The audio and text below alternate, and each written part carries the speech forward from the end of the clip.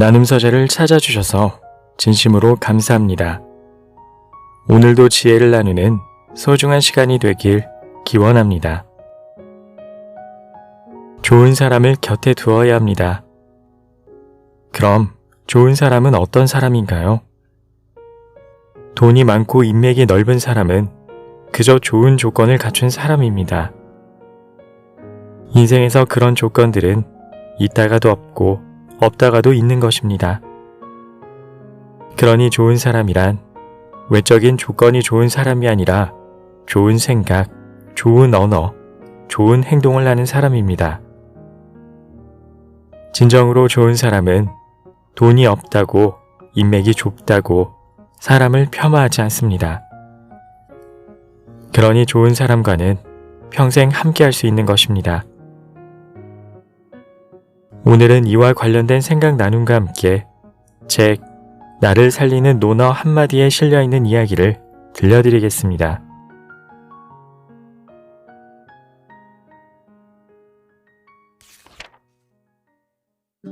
꽃이 핀 마을에 머무르면 매양을 품은 인생이 따라온다. 인위미. 공자가 말하길 마을은 어질어야 아름답다. 어질지 않은 곳을 선택한다면 어찌 지혜롭다고 하겠느냐. 첫 문장은 공자가 환경의 성장에 미치는 영향에 대해 강조한 문장이다. 공자는 사람은 반드시 어짐과 덕성을 갖춘 사람들과 함께 살아야 한다고 말했다. 조직행동론 전문가인 히스 형제가 쓴 스위치는 동네 분위기가 아이들의 성장에 미치는 영향을 설명해준다. 작가는 학업 성적이 좋지 않은 아이들이 치안이 좋지 않았던 거주지를 벗어나자 학교 성적도 점차 좋아졌던 연구 결과를 소개한다. 빈민 지역에 살던 사람들이 미국 정부의 보조금을 받고 다른 지역으로 이주한 뒤 어떻게 생활했는지 몇 년에 걸쳐 추적 조사한 내용들이다. 빈민 지역을 벗어난 가정의 아이들은 학업 성적과 교우 관계 등 많은 면에서 긍정적인 변화가 이루어졌다. 반면 그 지역을 떠나지 않은 가정의 아이들은 오랜 시간이 지났음에도 여전히 성적이 좋지 못했다. 이는 사람은 유전적인 요인보다 환경의 영향을 받는다는 사실을 증명해주는 사례이다.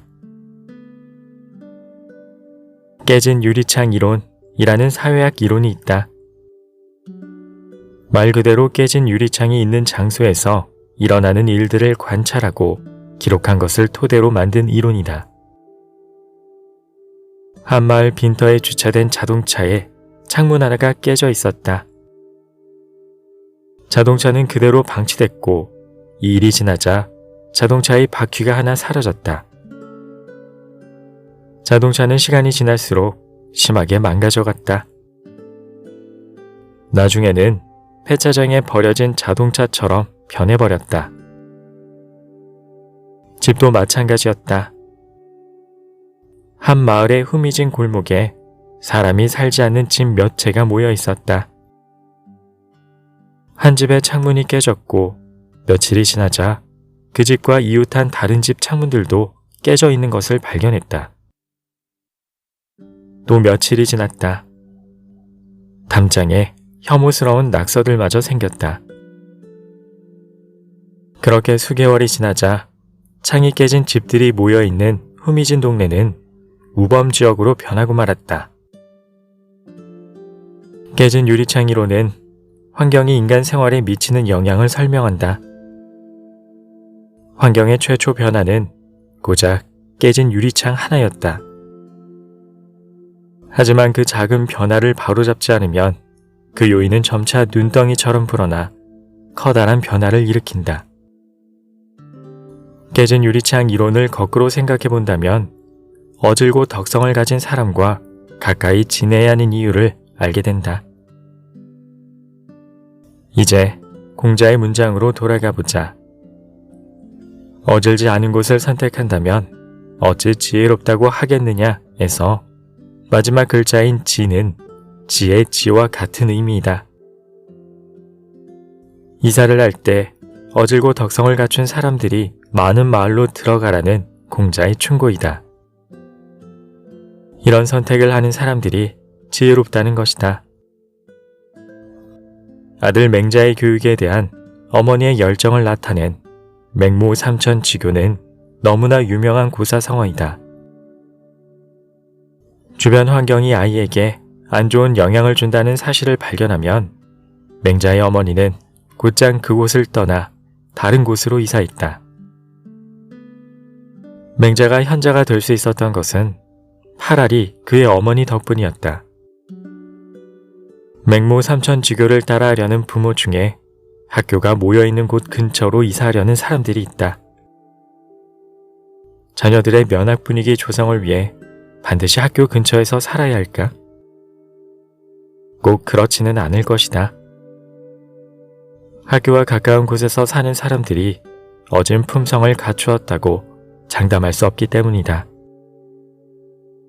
자녀 교육에는 별다른 신경을 쓰지 않으면서 그저 통학거리가 가까워서 학교 근처의 집을 선택한 사람들도 많을 것이다.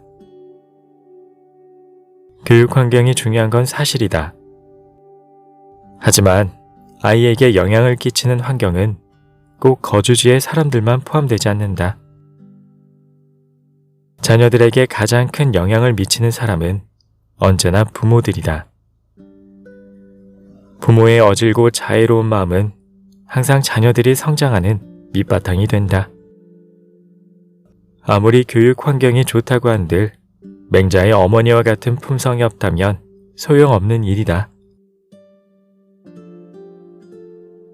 나는 이 문장이 공자가 제자들에게 한 이야기일 것으로 생각한다. 공자는 이웃의 인품을 무척이나 중시하고 주변에 어질고 덕성을 갖춘 사람이 거주하기를 바랐다. 공자가 제자를 가르치기 시작했을 초반의 시기에는 공자 주변에 사람이 많지 않았을 것이다. 시간이 흘러 공자의 명성이 커지면서 사람들이 몰려들고 모두가 공자의 제자처럼 되었을 테니 공자가 살던 동네는 아마도 어디에서도 찾아볼 수 없는 어진 마을이었을 것이다. 마음 채우기. 눈을 감고 머릿속에 그림을 그려보자. 자공, 자로와 같은 제자들과 가까운 곳에 살면서 함께 모여 공부하는 공자의 모습을. 노년의 공자가 덕성을 갖춘 사람들과 함께 모여 산 것으로 보아 공자의 노후는 꽤 행복했을 것이다. 어짐과 덕성을 가진 사람을 가까이 하는 일은 당신이 어렴풋이 생각하는 것보다 훨씬 중대한 일임을 명심해야 한다.